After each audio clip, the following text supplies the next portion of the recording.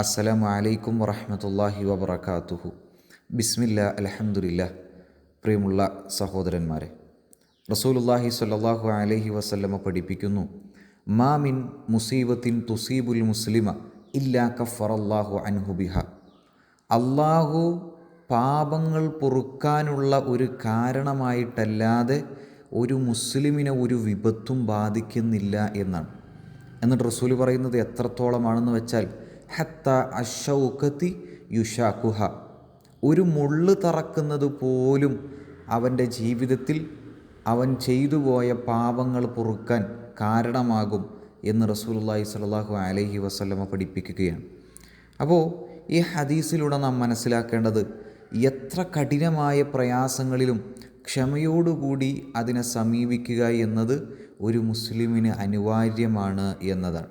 അതുപോലെ തന്നെ ഒരു മുസ്ലിം ഇഹലോകത്തിൽ അനുഭവിക്കുന്ന, ഈ ദുനിയാവിൽ അനുഭവിക്കുന്ന എന്ത് പ്രയാസങ്ങളാകട്ടെ, അത് ചെറുതാകട്ടെ വലുതാകട്ടെ, ആ പ്രയാസങ്ങളിലൂടെ ഹദീസിൽ പറഞ്ഞതുപോലെ ഒരു മുള്ളു തറക്കുന്നതായാൽ പോലും അതവൻ്റെ പാപങ്ങൾ പൊറുക്കപ്പെടാനും അവൻ്റെ പദവികൾ അതുയർത്തപ്പെടാനും അത് കാരണമാകും എന്നതാണ്.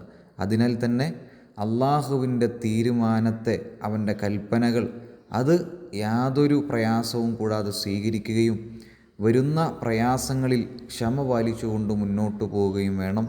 അള്ളാഹു നമുക്കതിനുള്ള തൗഫീഖ് നൽകി അനുഗ്രഹിക്കുമാറാകട്ടെ. അസ്സലാമു അലൈക്കും.